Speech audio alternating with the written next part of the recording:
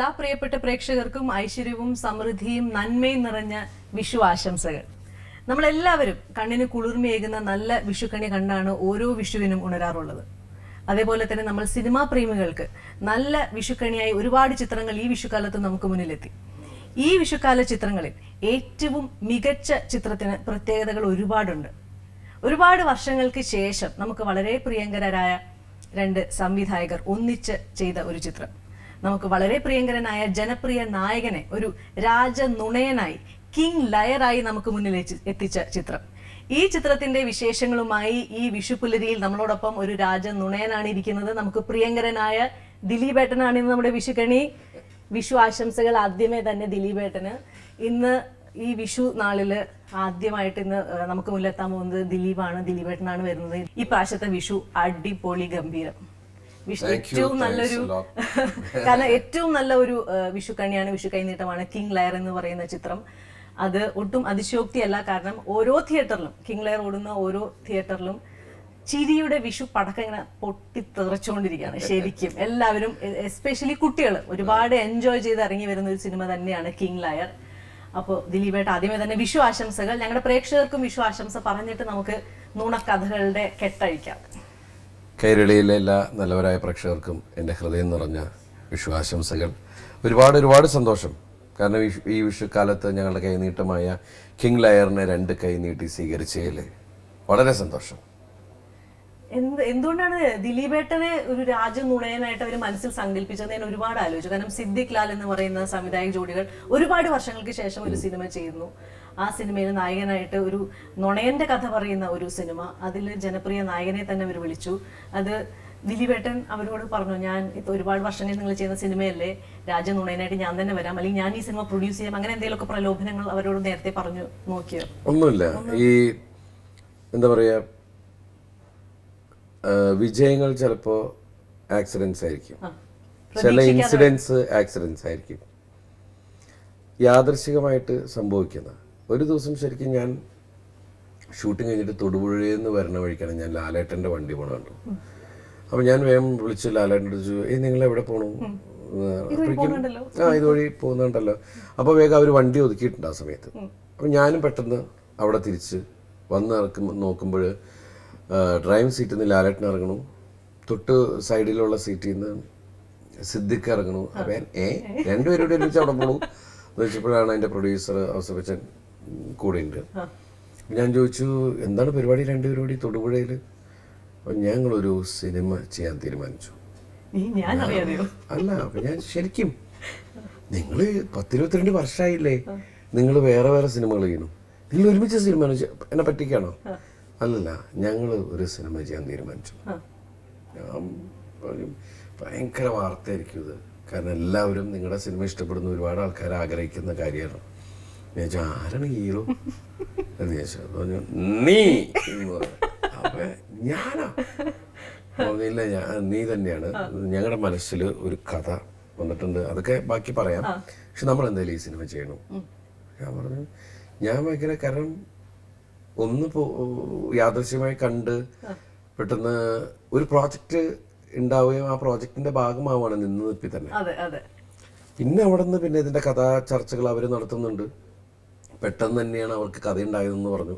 അപ്പം അത് സിദ്ദിഖ് പറഞ്ഞതെന്ന് വെച്ചിട്ടുണ്ടെങ്കിൽ, പുള്ളിക്ക് ഏറ്റവും അടുപ്പമുള്ള അവരുടെ കൂട്ടത്തിലുള്ള ഒരാൾ നുണ പറയുന്ന രീതികൾ, അതിൽ നിന്നാണ് ക്യാരക്ടറിനെ സത്യനാരായണനെ അവർക്ക് കിട്ടിയതെന്നും, അത് നിമിഷ നേരം കൊണ്ട് അല്ലെങ്കിൽ ചുരുങ്ങിയ ദിവസം കൊണ്ട് അത് പൂർണ്ണമായൊരു കഥയിലേക്ക് എത്തിപ്പെടുക എന്ന് പറഞ്ഞ വിഷയമുണ്ട്.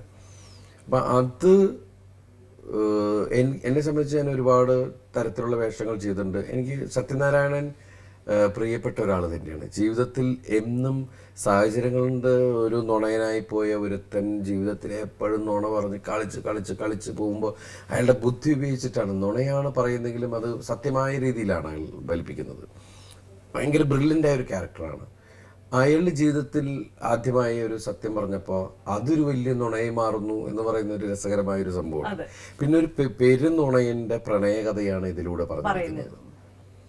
അത് എന്നെ സംബന്ധിച്ചൊരു നല്ല ക്യാരക്ടർ തന്നെയാണ്.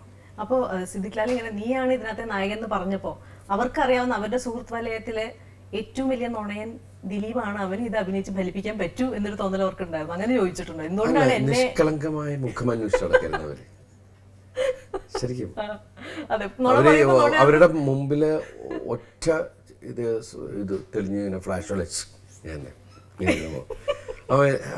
ഇവൻ തന്നെ അങ്ങനെ ഫിക്സ്ഡ് ആയി. അതെ, കാരണം നുണ പറയുന്ന ആളുടെ മുഖം നിഷ്കളങ്കമായിരിക്കണം, പറയുന്ന നുണ നിഷ്കളങ്കമായി പറയുന്നതായിരിക്കണം. ആ ഒരു ലുക്ക് കറക്റ്റ് ദിലീപേട്ട മുഖത്തായിരുന്നു. അല്ലല്ല, അവർക്ക് എന്നെ എത്രയോ വർഷമായിട്ട് അറിയാം. കാരണം നുണ എന്ന് പറയുന്നത് ചില ആളുകൾ പറയുമ്പോൾ നമുക്ക് കണ്ണീന്ന് വായിച്ചറിയാൻ പറ്റും. നുണയാണ് പറയണെന്ന് ഞാൻ നുണ പറഞ്ഞ എനിക്ക് തോന്നുന്നത് പെട്ടെന്ന് ആൾക്കാർക്ക് മനസ്സിലാവും. ഞാൻ സ്കൂളിൽ പഠിക്കുന്ന സമയത്ത് പോലും കോപ്പി അടിക്കാൻ ശ്രമിച്ചാൽ പോലും എന്നെ അപ്പ സാറ് ബുക്കും വെറുതെ ഇങ്ങനെ നോക്കിയാൽ മതി, അപ്പൊ അറിയാം ഇവൻ കോപ്പി അടിക്കാൻ ശ്രമിക്കുന്നുണ്ടെന്ന് മനസ്സിലാവും. ഒരുപാട് സൗഭാഗ്യങ്ങൾക്ക് നടുവിലുള്ള ഒരു വിഷുവാണ് ഇപ്പൊ കുറെ നാളായിട്ട് ദിലീപേട്ടനുള്ളത്. പക്ഷെ ഒന്നും അല്ലാതിരുന്ന കാലത്തും വിഷു വന്നിരുന്നു, ഒരുപാട് വിഷു നാളുകൾ കടന്നു പോയിട്ടുണ്ട്. അതാണോ മിസ് ചെയ്യുന്നത്, അതോ ഇപ്പോഴത്തെ വിഷു ആണോ ശരിക്കും എൻജോയ് ചെയ്യുന്നത്? ഇല്ല, ജോലി പലതരത്തിലുണ്ട്. പൈസ മാത്രം ആണ് എന്ന് ഞാൻ അങ്ങനെ ഭയങ്കര സമ്പന്നത ധനവാൻ അങ്ങനെയൊന്നും ഞാൻ പറയാൻ പറ്റില്ല. കാരണം സമ്പന്നത ഉണ്ടാവുന്നത് ശരിക്കും പറഞ്ഞിട്ടുണ്ടെങ്കിൽ ഇപ്പം നല്ല സുഹൃത്തുക്കളുടെ കാര്യത്തിൽ സമ്പന്നനാണ് ഒരു പരിധി വരെ, അല്ലെങ്കിൽ ഒരുപാട് ആൾക്കാർ എന്നെ സ്നേഹിക്കുന്നു, ആ അർത്ഥത്തിൽ ഞാൻ സമ്പന്നനാണ്. കാരണം കുടുംബ പ്രേക്ഷകർ ഏത് ലൊക്കേഷനിൽ ചെല്ലുമ്പോഴും കൊച്ചുകുട്ടികൾ, ചെറുപ്പക്കാർ, വീട്ടമ്മമാർ, അല്ലെങ്കിൽ അവരുടെ ഭർത്താക്കന്മാരോ സഹോദരങ്ങളോ, അല്ലെങ്കിൽ പ്രായമുള്ള അങ്ങനെ ഒരു പ്രായഭേദമന്യേ നമ്മളിലേക്ക് എല്ലാവരും ഓടി വരുമ്പോൾ നമ്മളെ കാണുമ്പോഴേക്കും എല്ലാവരും അവർ ചെയ്യുന്ന ജോലികൾ മാറ്റി വെച്ച് ഓടി വന്ന് സംസാരിക്കാൻ നിൽക്കുമ്പോൾ കിട്ടുന്ന ഒരു സ്നേഹമുണ്ടല്ലോ, അതിലാണ് സമ്പന്നത. പൈസ ആവശ്യമാണ്, കാര്യങ്ങൾ നടക്കണമെങ്കിൽ പൈസ ആവശ്യമാണ്. പക്ഷെ അതാണ് വലുത് എന്നുള്ളത് വിശ്വസിക്കാൻ പറ്റില്ല. ചില സമയത്ത് ഒരുപാട് പൈസ ഉണ്ടാവും, പക്ഷെ അതുകൊണ്ട് നേടാൻ പറ്റാത്ത ഒരുപാട് കാര്യങ്ങളുണ്ട്. ഒരു പൈസ ഇല്ലാണ്ട് നമുക്ക് ഒരുപാട് കാര്യങ്ങൾ അല്ലാണ്ട് നേടാൻ പറ്റുന്നുണ്ട്. അപ്പോൾ ഞാൻ വിശ്വസിക്കുന്നത് സ്നേഹം എന്ന് പറയുന്നത് തന്നെയാണ് മുൻതൂക്കം വയ്ക്കുക. ബന്ധങ്ങൾ, സ്നേഹബന്ധങ്ങൾ, അങ്ങനെ ഒരുപാട് കാര്യങ്ങൾ. അന്നത്തെ വിഷു ഒരേപോലെ മനസ്സിൽ ഇന്നത്തെ വിഷു തീർച്ചയായിട്ടും ഇന്നെന്ന് വെച്ചിട്ടുണ്ടെങ്കിൽ നമുക്ക് കൂടുതലും ശരിക്കും ലൊക്കേഷൻസിലാണ് നമ്മൾ മിക്കപ്പോഴും അങ്ങനെയാണ് സംഭവിക്കുക. അങ്ങനെ പണ്ടൊക്കെ സത്യം പറഞ്ഞാൽ പടക്കം പൊട്ടിക്കലും മറ്റുള്ള കാര്യങ്ങളൊക്കെ ആയി. പക്ഷെ ഇപ്പോൾ സത്യം പറഞ്ഞാൽ ഈ പടക്കത്തിൻ്റെ അപകടങ്ങൾ കുറേ കാലമായിട്ട് കണ്ടുകൊണ്ടിരിക്കുന്നതുകൊണ്ട് നമ്മൾ അതൊക്കെ വേണ്ട എന്നുള്ള തീരുമാനങ്ങളും ഒക്കെയാണ്. അത് ശരിക്കും ഈ ആഘോഷങ്ങൾ ആക്കാതിരിക്കാൻ വേണ്ടിയിട്ട് കഴിയുന്ന അങ്ങനെയുള്ള സാധനങ്ങൾ മാറ്റുക എന്നുള്ളതാണ്. പിന്നെ കുറേ കാലമായിട്ട് വീട്ടിൽ നമ്മൾ ചക്രം, പൂമേശ, ആ കമ്പിത്തിരി എന്നൊക്കെ പറഞ്ഞിട്ട് അതിലൊരു ദിവസം നോക്കുമ്പോൾ ആ മേശ പൂ പൊട്ടിയിരിക്കും. അപ്പം മേശപ്പൂ വേണ്ടാട്ടാ. പണ്ടൊക്കെ നമ്മളെന്ന് വെച്ചിട്ടുണ്ടെങ്കിൽ പടക്കം പൊട്ടിക്കുക. ഞാൻ അതിൽ എനിക്ക് ഇന്നും വിഷുക്കാലത്ത് ഓർമ്മയുള്ള ഒരു കാര്യം എന്ന് വെച്ചിട്ടുണ്ടെങ്കിൽ, ഞാൻ പണ്ട് എറണാകുളത്ത് ഒരു ഫിലിം ചെയ്തുകൊണ്ടിരിക്കുകയാണ്, 3 Men Army എന്ന് പറഞ്ഞ സിനിമ ചെയ്യുമ്പോൾ അതിൽ ഞാൻ ഇന്നും ഒരു ഭയപ്പെടുത്തുന്ന വിഷയമാണ്. പക്ഷെ ഞാൻ ആലോചിക്കുമ്പോൾ ചിരിച്ചു പോകുന്ന വിഷയമുണ്ട്. ഞാൻ നോക്കുന്ന സമയത്ത് അതിൽ മേക്കപ്പ് മാൻ ഉണ്ട്, പുള്ളി ഇത്തിരി കഴിച്ചിട്ടുണ്ട്, വിഷു അല്ലേ, അപ്പൊ അവിടേക്ക് കടവന്ത്രയിലാണ് സംഭവം. ഞാൻ ഹോട്ടലിന്റെ താഴെ നോക്കുമ്പോൾ എന്ന് വെച്ചിട്ടുണ്ടെങ്കിൽ പുള്ളി താഴെ പോകുന്നുണ്ട്. അപ്പൊ ആടി അവിടെ ഇന്ന് കുട്ടികള് ഓലപ്പടക്കം പൊട്ടിക്കുന്നുണ്ട്, ഈർക്കിലിപ്പടക്കം, അങ്ങനെയുള്ള സാധനങ്ങൾ. അപ്പം പുള്ളി വന്നിട്ട് അവിടെ എല്ലാം ചോദിക്കുന്നുണ്ട്. അപ്പോൾ പുള്ളി സീട്ടുണ്ട് പുള്ളിയുടെ. അപ്പം ഇത് പുള്ളി ഇതാവണു, പൊട്ടിക്കുന്നു. അപ്പം ഞാനിത് കണ്ടിട്ട് പുള്ളിയുടെ അസിസ്റ്റന്റ് പറഞ്ഞു, മോനെ ചെന്ന് പിടിക്കട്ടോ, പുള്ളി പടക്കം പൊട്ടിക്കുന്നുണ്ട്, വല്ല കുഴപ്പമാകട്ടെ അതൊക്കെ പോയിട്ട്. കാരണം പുള്ളി ഇങ്ങനെ നിൽക്കുകയാണ്. അപ്പം ഇവൻ ചെന്നിട്ട് ചേട്ടാ പോന്ന് പറഞ്ഞപ്പോൾ ഇയാളും ഈ ഒരു ഈർക്കിൽ പടുത്തു പൊട്ടിച്ചു. അപ്പം ഈ പയ്യൻ വന്നിട്ട് പിടിക്കണ്ട്, വീണ്ടും ഈ പൊട്ടിക്കല്, ഇവൻ പിടിച്ചു വലിക്കുക, പൊട്ടിക്കുക. ഈ പിടിവലിയുടെ ഇടയ്ക്ക് എന്തുണ്ടായെന്ന് വെച്ചാൽ, ഇത് കത്തിക്കലും ഇവൻ തട്ടിയ ഉടനെ ഈ സിഗരറ്റ് വലിച്ചു വെച്ചിട്ട് ഇത് പിടിച്ചു പറഞ്ഞൊരു പോട്ടല് പൊട്ടിയിട്ട് കണ്ടു നിൽക്കുകയാണ്. നമ്മൾ മിമിക്രിയിൽ പണ്ട് ചെയ്തിട്ടുണ്ട്, നീ എന്താണ് ഇങ്ങനെ ഫുൾ ടൈം ചിരിച്ചിരിക്കണല്ല, ഈർക്കലി പടക്കം കടിച്ചു പിടിച്ചിട്ട് സിഗരറ്റാന്ന് വിചാരിച്ചിട്ട് മേൽച്ചുണ്ട് പോയതാന്ന് പറഞ്ഞ പോലെ. എന്താണ്, ചുണ്ടൊന്നും പോയില്ല, പക്ഷെ കരിഞ്ഞ് വേറെ രൂപം വെള്ളമൊക്കെ ഇറങ്ങിയിട്ട് വരുന്ന ഒരാളുണ്ടല്ലോ. അങ്ങനെ ഒരു ഈ അപകടങ്ങള് നേരിട്ട് കണ്ടിട്ടുണ്ട്. അയ്യോ, അങ്ങനത്തെ അപകടമൊന്നും ഉണ്ടാവാതിരിക്കട്ടെ ഇനിയുള്ള വിഷുക്കാലങ്ങളിലും ഒരു ആഘോഷങ്ങളിലും അല്ല എല്ലാവരും കുറച്ചും ഭയങ്കര വലിയ ഇപ്പൊ സത്യസന്ധമായി പറഞ്ഞാല് എൻ്റെ ജീവിതത്തില് ഇപ്പൊ ഉണ്ടായ ഈ വെടിക്കെട്ട് പരവൂര് അതെ കൊല്ലം പരവൂരിലുണ്ട്. കൊല്ലം പരവൂര് അതില് ഒരുപാട് കുടുംബങ്ങളെ ബാധിച്ചിട്ടുണ്ട് ശരിക്കും. ഞാൻ ഈ വിഷയം അറിയുന്നത് രാവിലെ, കാരണം ഞാൻ അന്ന് കുവൈറ്റിലെ യാത്ര പോയിട്ട് വന്ന് കിടന്നുറങ്ങി. രാവിലെ രജപുത്ര രഞ്ജിത്താട്ടം വിളിച്ചു കഴിഞ്ഞപ്പോഴാണ് അറിയുന്നത് കൊല്ലത്ത് ഇങ്ങനെ വെടിക്കെട്ടുണ്ട്, അപകടം സംഭവിച്ചു. അതുകൊണ്ട് വലിയ സങ്കടകരമായപ്പോൾ പറഞ്ഞു ദൈവമേ, എന്നിട്ട് എന്താണ് കണക്കെടുക്കാൻ പറ്റിയിട്ടില്ല. അപകടങ്ങൾ ഇങ്ങനെ ആളുകൾ ഒരുപാട് പേര് മരിച്ചിട്ടുണ്ട്, മിസ്സിങ് ആണ്, അങ്ങനെ ഒരുപാട് വിഷയങ്ങൾ പറയുന്നുണ്ട്. ഞാൻ പറഞ്ഞു അത് ശരി, ഈ വർക്കല പരവൂര് എന്നൊക്കെ പറഞ്ഞപ്പോൾ ഞാൻ വർക്കല പരൂരോ അതെ ഞാൻ ഇപ്പോൾ വിളിക്കാട്ടോ എന്ന് വെച്ചു. ഞാൻ കുറച്ചാലിങ്ങനെ ഇരുന്നു. കാരണം മറ്റു ആളുകൾക്ക് സംഭവിച്ച അപകടത്തെക്കുറിച്ച് നമ്മൾ കേട്ടെങ്കിലും പക്ഷെ ഞാൻ ഷോക്കായി പോയത് എൻ്റെ നേരെ അനിയത്തി വീട്ടിൽ നിന്ന്, അനിയത്തിയും അളിയനും 2 കുട്ടികളും, പുള്ളി വർക്കലയിലാണ് വീട്, അവർ ഈ അമ്പലത്തിൽ ഉത്സവത്തിന് പോയിരിക്കുക. അപ്പോൾ വെടിക്കെട്ടിന് പോകുന്നു എന്ന് പറഞ്ഞപ്പോൾ ഞാൻ പറഞ്ഞു അങ്ങോട്ടൊന്നും പോകണ്ട കേട്ടോ. ഇല്ല, ഞങ്ങൾ വീടിൻ്റെ അവിടെ നിന്നാലും കാണാം. പിന്നെ ഞാൻ ഭയപ്പെട്ടിട്ടാണ് ഫോൺ എടുക്കണത്. അനിയത്തിനെ വിളിച്ചു നോക്കണം. അനിയത്തിനെ വിളിച്ചിട്ട് എനിക്കറിയില്ല ഇനി എന്താണ് ഒന്നും അറിഞ്ഞൂടാ. ഈ ഫോൺ എടുക്കൂല്ല, ഏത് അവസ്ഥയെന്നൊന്നും അറിയില്ല. ഞാൻ പതുക്കെ എടുത്തപ്പോൾ അനിയത്തി ഫോൺ എടുത്തു. ഞാൻ ചോദിച്ചു നീ എവിടെയാ? ചോദിച്ചു ഇല്ല പേടിക്കണ്ട ഏട്ടാ, ഞങ്ങള് വെടിക്കെട്ട് കണ്ടുകൊണ്ട് നിൽക്കുകയായിരുന്നു. വെടിക്കെട്ട് ലാഗ് സംഭവിച്ചു, 2:30-2:45 മണിയാക്കും. ആ സമയത്ത് അളിയന് ഭയങ്കര ഉറക്കം വരുന്നു പറഞ്ഞിട്ട് നിർബന്ധമായിട്ട് പുള്ളി തിരിച്ച് വീട്ടിൽ പോകാമെന്നും പറഞ്ഞ് ഇവരെ ഇറങ്ങി. അത് കഴിഞ്ഞ് വീട്ടിലെത്തിയപ്പോഴാണ് ഈ അപകടങ്ങളും ഈ പ്രശ്നങ്ങളും കറണ്ട് പോലും ആകെ ഭയങ്കര. ഒന്ന് ആലോചിച്ച് നോക്കൂ അവിടുത്തെ ആളുകളുടെ അവസ്ഥ. കാരണം ഇങ്ങനെയുള്ള വേണ്ട എന്ന് പറഞ്ഞിട്ട് അതിനു വേണ്ടി വാശി പിടിക്കുന്ന, ശരിക്കും പറഞ്ഞാൽ നമ്മൾ ഒഴിവാക്കേണ്ട ഒരുപാട് വിഷയങ്ങളാണ് ഇതൊക്കെ. ഈ അപകടങ്ങൾ ഒരുപാട് കണ്ടുകൊണ്ടിരിക്കുന്നു. എത്ര കുടുംബങ്ങൾക്ക് എത്ര ആളുകൾ പോയി. നമ്മൾ ഇനിയും ഇത് തിരിച്ചറിയേണ്ട ഒരു സമയമാണ്. അതുപോലെ ആന വിരളുന്നു, ആന അപകടം ഉണ്ടാക്കുന്നു. ഇത് രണ്ടും ഭയങ്കരമായിട്ട് നമ്മൾ തിരിച്ചറിയേണ്ട വിഷയമാണ്. അത് നമ്മൾ തിരിച്ചറിഞ്ഞേ പറ്റൂ. അറിഞ്ഞ് പ്രവർത്തിക്കേണ്ട സമയം അതിക്രമിച്ചു കഴിഞ്ഞു. തീർച്ചയായിട്ടും ഇത് നുണയല്ല, ഇത് സത്യമാണ്. ഒരു ദിലീപേട്ടന്റെ മനസ്സിന്റെ ഉള്ളിൽ നിന്ന് വന്ന ഒരു അഭ്യർത്ഥനയാണത്. തീർച്ചയായിട്ടും നമ്മൾ ആലുവക്കാർക്ക് ഏറ്റവും വലിയ ഉത്സവമാണ് ആലുവ ശിവരാത്രി. ആലുവ ശിവരാത്രി മണപ്പുറത്ത് പോവാത്ത ബാല്യം നമുക്ക് ആർക്കും ഇല്ല. തീർച്ചയായിട്ടും. അപ്പോ ദിലീപേട്ടൻ ആ ഒരു തിരക്കിൽ ഇറങ്ങി നടന്നിട്ട് ഇപ്പൊ എത്ര വർഷമായിട്ടുണ്ടാവും? കഴിഞ്ഞ ഈ ശിവരാത്രിക്ക് എല്ലാ ശിവരാത്രിയും രാവിലെ ഞാൻ അമ്പലത്തിൽ തൊഴുകാറുണ്ട്. മാത്രമല്ല എല്ലാ ശിവരാത്രിക്കും രാത്രിയിൽ എല്ലാവരുടെ കൂടെ ഇരുന്ന് ഞാൻ ബലിയിടാറുണ്ട്. പക്ഷെ എന്നെ ആരും അറിയാറില്ല. അത് ലക്ഷക്കണക്കിന് ആൾക്കാരുടെ ഇടയിൽ പോയിരുന്നിട്ട് ഞാൻ ബലിയിട്ടിട്ട് തിരിച്ചു പോറ്. കഴിഞ്ഞ ശിവരാത്രിക്ക് ഭയങ്കര ആളായിരുന്നു ഈ ശിവരാത്രിക്ക്. അങ്ങനെ ബലിയിടുന്ന ആ പറഞ്ഞ് ഏൽപ്പിച്ചിട്ടുള്ള ആൾക്കറിയാൻ ഞാനാണ് ബലിയിടാനിരിക്കുന്നത്.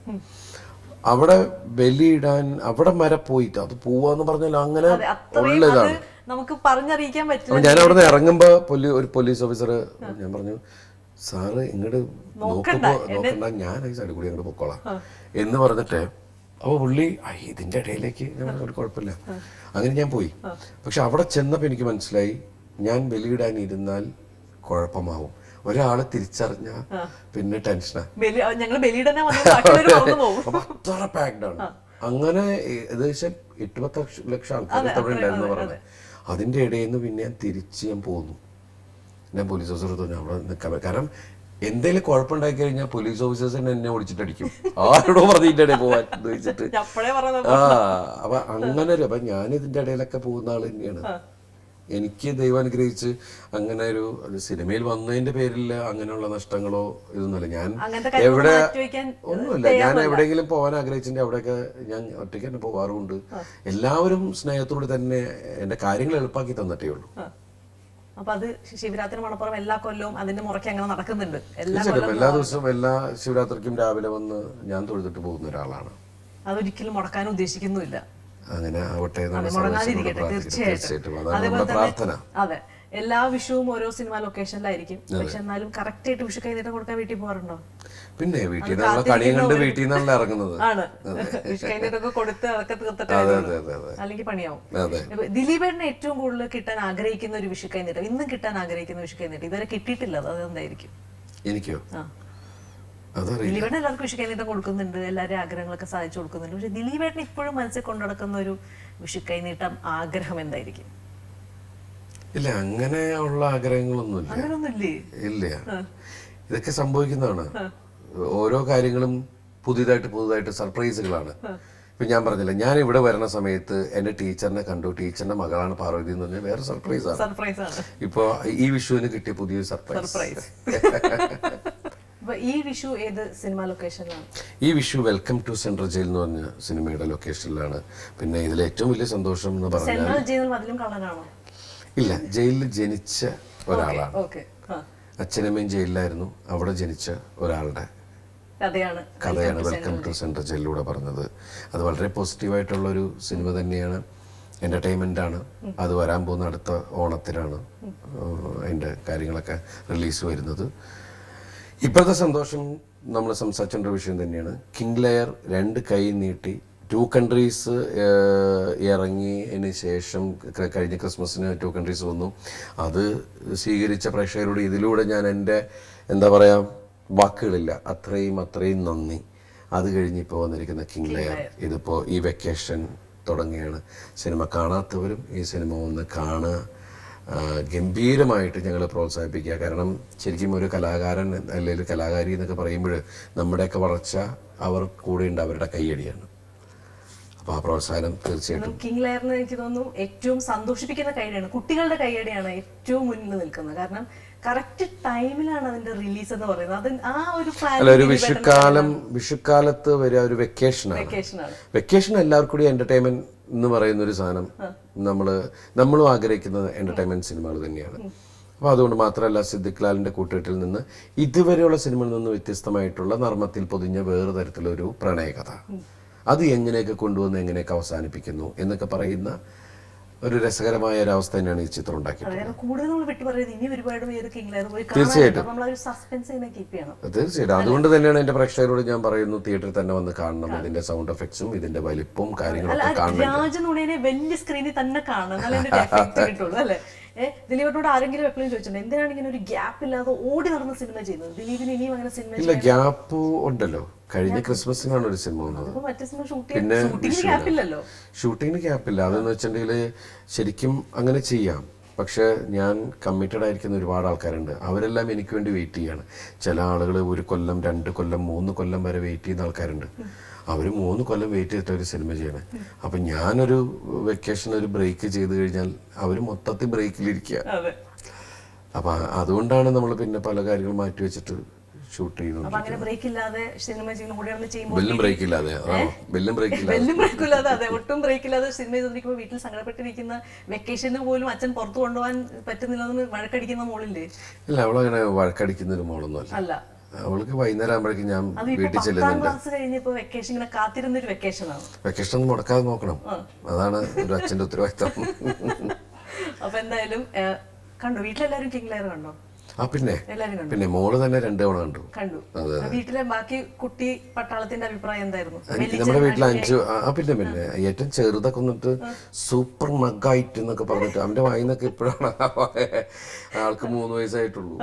ആ പ്രായത്തിലൊക്കെ ഇങ്ങനെയുള്ള വാക്കുകളൊക്കെ കിട്ടുക എന്ന് പറഞ്ഞാൽ അവർക്ക് ആ സിനിമ ഭയങ്കരമായിട്ട് എൻജോയ് ചെയ്യുന്നു എന്നൊക്കെ. എന്റെ വീട്ടിലെ കുട്ടികളെന്നൊക്കെ പറഞ്ഞാൽ അച്ഛാ നല്ലതല്ലേ അപ്പ ഇങ്ങനെ അങ്ങനെ കാണിക്കുന്നത്. പക്ഷെ അവൾക്ക് വന്നിട്ട് ഭയങ്കര ആവശ്യം അങ്ങനെ നമുക്ക് കിട്ടുന്നൊരു കൂടുതലും എന്റെ അടുത്തുള്ള ആൾക്കാർ വിമർശകരാണ്. ചില പടമൊക്കെ ചെയ്യുമ്പോ എന്തിനാണ് ഇങ്ങനെയൊക്കെ പറയുന്നത്, നന്നായിട്ടുണ്ട് കേട്ടാ. പക്ഷെ അവിടെ കുറച്ച് നന്നാക്കായിരുന്നു, ഇവിടെ എങ്ങനെയാന്നൊക്കെ പറയും. പക്ഷെ എന്നാലും ടോട്ടാലിറ്റിയില് ഗംഭീരമായിട്ടുണ്ട്. നമ്മളെ ഭയങ്കരമായിട്ട് എൻജോയ് ചെയ്തു എന്ന് പറയുന്ന കുറെ ആളുകളൊക്കെ ഉണ്ട്. അപ്പൊ എന്തായാലും കിങ് ലെയർ എന്ന മനോഹരമായ സിനിമയാണ് വിഷുക്കണിയും വിഷുക്കൈനീട്ടവുമായിട്ട് ഞങ്ങൾക്ക് കിട്ടിയത്. വീട്ടിലെല്ലാവർക്കും വിഷുക്കൈനീട്ടമൊക്കെ കൊടുത്തു. വിഷുക്കണി കണ്ടിട്ടൊക്കെയാണ് ഷൂട്ടിംഗ് ലൊക്കേഷനിലേക്ക് പോകുന്നതെന്ന് പറഞ്ഞു. ഞങ്ങൾക്കും വളരെ സന്തോഷം. കാരണം ഗോപാലകൃഷ്ണനെ തന്നെ ഞങ്ങൾക്ക് ഇന്ന് വിഷുവായിട്ട് ആദ്യമേ നമ്മുടെ പ്രേക്ഷകരിൽ നിന്ന് കാണുന്നത് ദിലീപേട്ടനെയാണ്. വിഷു ആശംസകൾ ആദ്യമേ കൊടുത്തു. എല്ലാവർക്കും വിഷു കൈനീട്ടം കൊടുക്കാൻ പറ്റില്ല, പക്ഷെ എനിക്ക് എന്തായാലും വിഷു കൈനീട്ടം വേണം. ഉറപ്പായിട്ടും എനിക്ക് വിഷു കൈനീട്ടം തരില്ലേ? ഉറപ്പായിട്ടും തരും. തരില്ലേ? പിന്നെ അത് ക്യാമറയിൽ തല്ലത് കഴിഞ്ഞിട്ട് തരുള്ളൂ എന്ന് തോന്നണേ. ദിലീപേട്ടൻ ഞാൻ ഇപ്പൊ ഏറ്റവും കൂടുതൽ ഞാൻ ഈ ആധുനിക ലോകത്തിലൂടെ നമ്മൾ നടക്കുമ്പോൾ പുതിയതായിട്ട് എല്ലാം അപ്ഡേറ്റ് ചെയ്ത് പോവില്ല. ഞാൻ ഉറപ്പായിട്ടും പാർവതിയുടെ ഫോണിലേക്ക് ഒരു വാട്സപ്പ് ഒരു നോട്ടിന്റെ 1000-ന്റെ ഒരു നോട്ട് അയക്കുന്നതായിരിക്കും. അത് ഞാൻ സ്വീകരിച്ചിരിക്കുന്നു. ഇനി അയക്കാണ്ട് എനിക്ക് ഓൾറെഡി കിട്ടി, അത് മതി. അപ്പോ വിഷു ആശംസകൾ. ലൊക്കേഷനിൽ നല്ല അടിപൊളി വിഷു ആവട്ടെ. അല്ലെങ്കിൽ അതിനിടയിൽ സമയം കിട്ടിയാൽ ഓടിപ്പോയി കുട്ടി പട്ടാളത്തിന്റെ കൂടെ ഇരുന്ന് വിഷു സദ്യ കഴിക്കാനും സാധിക്കട്ടെ. ഇനി അടുത്ത സിനിമ കാത്തിരിക്കുകയാണ് ഞങ്ങള്. അത് ഇനി ദിലീപേട്ടൻ പ്രൊഡ്യൂസർ. നേരത്തെ ഒരു ക്വസ്റ്റ്യൻ ചോദിക്കാൻ ഞാൻ വിട്ടുപോയതല്ല, പരിമിതി കൊണ്ടാണ്. സ്കൂളിൽ പഠിക്കുമ്പോൾ സിനിമ നിരീക്ഷിച്ച് ഇങ്ങനെ ഒന്ന് എക്സ്പ്ലെയിൻ ചെയ്യുന്ന കാര്യം പറഞ്ഞു. അത് പറഞ്ഞപ്പോൾ എനിക്ക് ശരിക്കും മനസ്സിൽ തോന്നിയത്, മനസ്സിന്റെ ഉള്ളിൽ ഒരു നടനേക്കാൾ കൂടുതൽ ഒരു സംവിധായകനാണോ ഇരിക്കുന്നത്. കാരണം അങ്ങനെയൊക്കെ ഒരു സിനിമ നിരീക്ഷിക്കണമെങ്കിൽ അങ്ങനെ ഒരു സിനിമ ഉണ്ടാക്കിയെടുക്കുന്ന ഒരു വ്യക്തിയുടെ ഒരു തോന്നലാണ്, ചിന്താഗതിയാണ്. അല്ല, ശരിക്കും പറഞ്ഞാൽ ഒബ്സർവ് ചെയ്യാതെ ക്യാപ്ചർ ചെയ്യാന്ന് പറഞ്ഞൊരു സ്വഭാവമായിരുന്നു അന്ന്. അതിങ്ങനെ കണ്ടു കഴിഞ്ഞാൽ അങ്ങനെയായിരിക്കും ഞാൻ ചിലപ്പോൾ ഒരു മിമിക്രിക്കാരനായി പോയത്. കാരണം ആ ശബ്ദവും ആ ഭാവങ്ങളും എല്ലാം നമ്മളിലേക്ക് ആവാഹിച്ചെടുക്കണ പോലെ ഇരുന്നിട്ടാണ് നമ്മൾ കൊണ്ടുവന്നിട്ട് പ്രൊഡ്യൂസ് ചെയ്തിരുന്നത്. ചിലപ്പോൾ അവിടെ നിന്ന് കിട്ടിയതായിരിക്കാം ഇന്നത്തെ എൻ്റെ ജീവിതം. അന്നൊരു തമാശയ്ക്ക് പോയിട്ട് നേരം കളയാൻ വേണ്ടി എല്ലാവരും പറയും സിനിമ കളിച്ചടക്കുക, സിനിമ കണ്ട് സമയം കളയുക. പക്ഷെ അന്ന് ഞാൻ കളഞ്ഞ ആ സമയവും ഒക്കെ ആയിരിക്കാം ഇന്നത്തെ എന്റെ സമയം നന്നാക്കി തന്നത്. അന്ന് അങ്ങനെ പറഞ്ഞവരൊക്കെ ഇപ്പൊ അവരുടെ മക്കളുടെ അടുത്ത് പറയണോ ദിലീപിനെ കണ്ടു പഠിക്കുന്നു. അല്ല, അങ്ങനെ പറയുന്നതാണ് കുഴപ്പം. വേറെ ആളെ കണ്ടു പഠിക്കുന്ന വേറെ ആളെ പറയുമ്പോൾ അതിന്റെ ഉള്ളിൽ ശത്രുത ഉണ്ടാവും. വെറുതെ നമ്മളെ കാണുമ്പോൾ തന്നെ കല്ലെടുത്തറിയാം. അതിന്റെ ആവശ്യമില്ല. ഒരാളോട് കമ്പയർ ചെയ്യരുത്. അത് മറ്റാളെ ഇൻസൾട്ട് ചെയ്യുന്നതിന് തുല്യമാണ്. കമ്പാരിസൺ ഒരിക്കലും, പ്രത്യേകിച്ച് നമ്മളെ മക്കളെ വേറൊരാളോട് കമ്പാരിസൺ വെച്ചിട്ട് അടിച്ച് താഴ്ത്താൻ ശ്രമിക്കരുത്. അവനിൽ എന്തെങ്കിലും ടാലന്റ് ഉണ്ടെങ്കിൽ നമ്മൾ പ്രോത്സാഹിപ്പിക്കുകയാണ് ചെയ്യേണ്ടത്. അവിടെ തന്നെ പോയാലും എന്തെങ്കിലും ഒരു പരാജയം സംഭവിച്ചാൽ പോലും അവനെ ചവിട്ടി താഴ്ത്താലും അവളെ ചവിട്ടി താഴ്ത്തല്ല ചെയ്യേണ്ടത്. കാരണം എൻ്റെ ജീവിതത്തിൽ എൻ്റെ സ്കൂൾ ഡേയ്സിൽ എനിക്കൊരു വലിയൊരു പരാജയം സംഭവിച്ചപ്പോൾ എൻ്റെ അച്ഛൻ എന്നോട് പറഞ്ഞത്, എൻ്റെ അച്ഛൻ്റെ നിന്ന് അടി കിട്ടുന്നതെന്ന് വിചാരിച്ചു. പക്ഷെ എൻ്റെ അച്ഛൻ ചേർത്ത് പിടിച്ചിട്ട് പറഞ്ഞത്, ഇപ്പം വിഷമിക്കേണ്ട, ഒരു പരാജയം എന്ന് പറയുന്നത് ഒരു വിജയത്തിൻ്റെ മുന്നോടിയാണ്, അങ്ങനെ കാണാൻ പാടുള്ളൂ. ആ തന്ന വാക്കാണ് എൻ്റെ ജീവിതത്തിൽ ഇന്നും ഞാൻ ശക്തമായി പിടിച്ചിട്ടുള്ളത്. ഞാൻ എല്ലാവരോടും പറയുന്നു. അച്ഛൻ മനസ്സറിഞ്ഞ് തന്നൊരു വിഷു കൈനീട്ടമായിരുന്നു ആ ഉപദേശം, അല്ലേ? അതെ.